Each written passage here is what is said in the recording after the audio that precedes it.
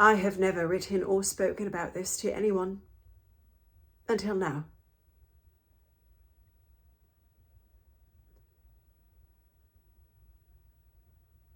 I remember how desolate I felt when Frida and Lawrence left for Italy, though soon after I also left for England.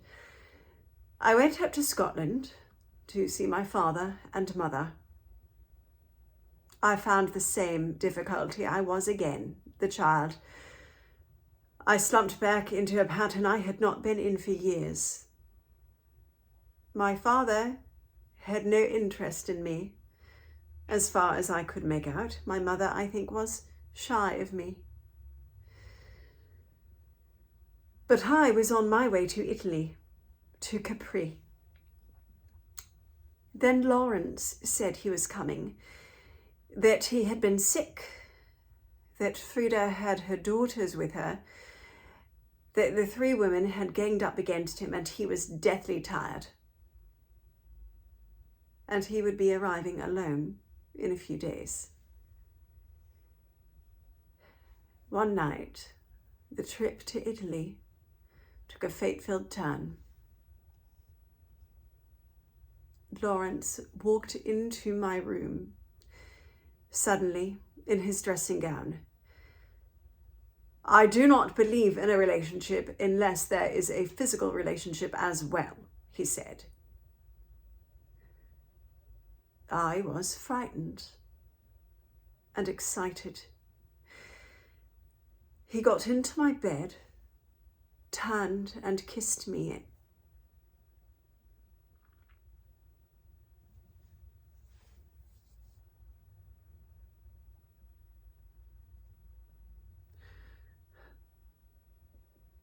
I can still feel the softness of his beard, still feel the tension, still feel the overwhelming desire to be adequate. I was passionately eager to be successful, but I had no idea what to do. Nothing happened. Suddenly Lawrence got up. "It's no good," he said, and stalked out of the room. I was devastated, helpless, bewildered. All the next day, Lawrence was a bit glum. Nothing was said. And I was too tense and nervous to say anything, even if I had known what to say. That night, he walked into my room and said, "Let's try it again." So again, he got into my bed, and there we lay. I felt so desperate. All my love I had for him, all the closeness to him spiritually, the passionate desire to give what I felt I should be giving, was frustrated by fear and not knowing what to do.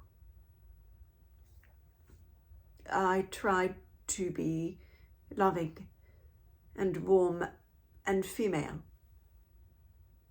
He was, I think, struggling to be successfully male.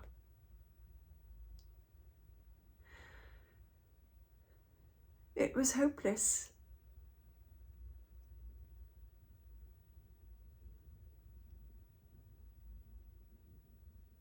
A hopeless, a horrible failure.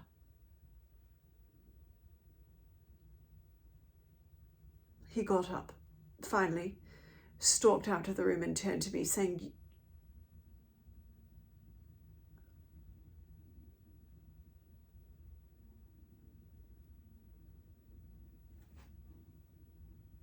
"Your pubes are all wrong."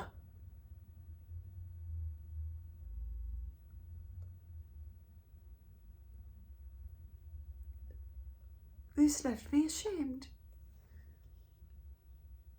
bewildered, miserable.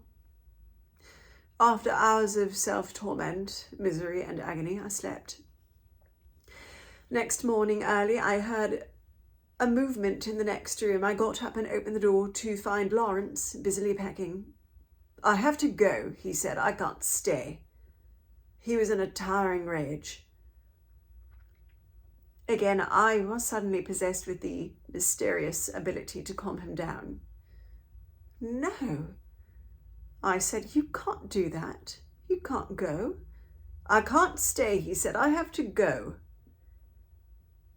"No," I said, "you will stay and I will go. We can say I have to go down to Naples for my citizenship papers. I will go and you will stay. That is the simplest and the best plan." By now he had calmed down and realised that perhaps it was the best plan. So I packed my suitcases. He went out and ordered a carriage. Even then I was hoping he would not let me go. But the carriage arrived, and he and I drove miserably down to Amalfi. I caught the boat to Capri, a direct boat. I stood in my white coat on the deck. Lawrence returned to the carriage. As he drove away to Ravello, he waved and waved to me, and I waved back. I can see myself even now standing on that deck in that white coat, waving to him until he vanished round a bend. I never saw him again.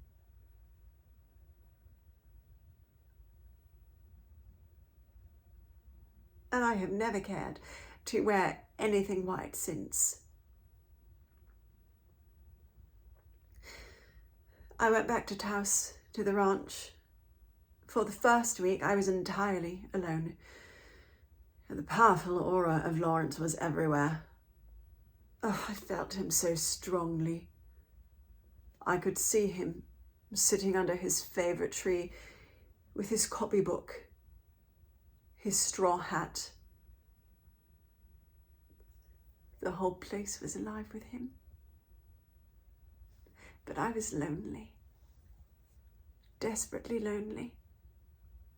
Not only the isolation of deafness, the loneliness of being alone.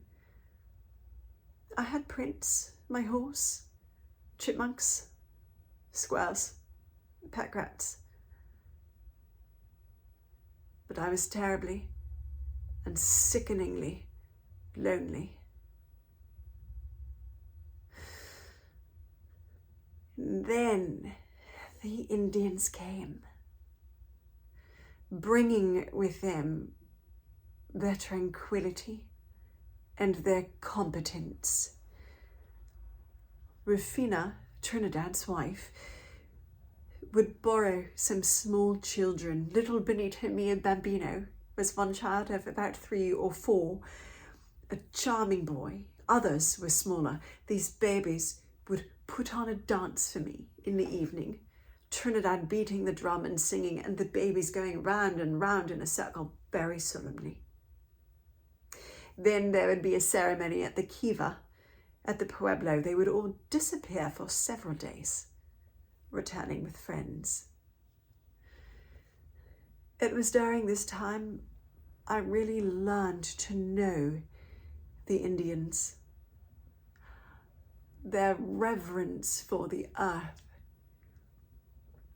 To see Trinidad planting potatoes in the garden was like watching a religious ceremony. Each potato was planted carefully in its hole.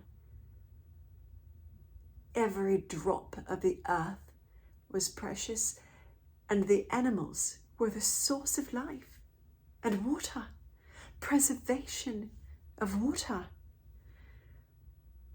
All of this began to seep into me. I learned a great deal from those days in the woods, on the mountains, a great deal from my aloneness. The silence around me was not the silence of deafness, in spite of my not hearing the flow of water, the birds and the animal calls. One became aware of vibrations, of a different, more subtle form of communication. I could hear the mountain gods calling.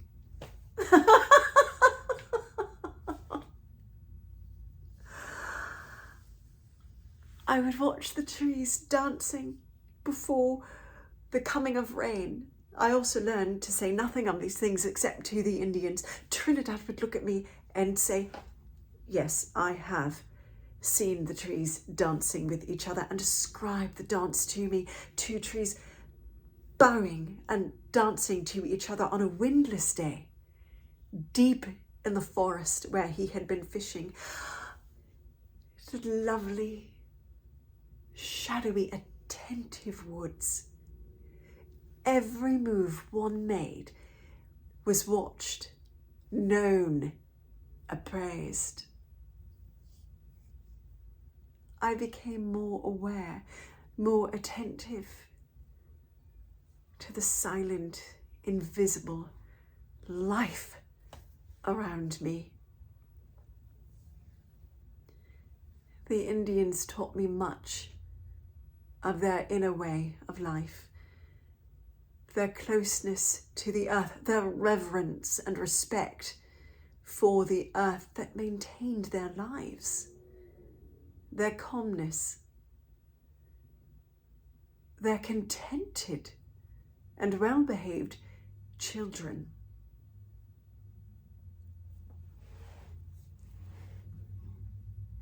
I learned to live from within myself, from my own resources.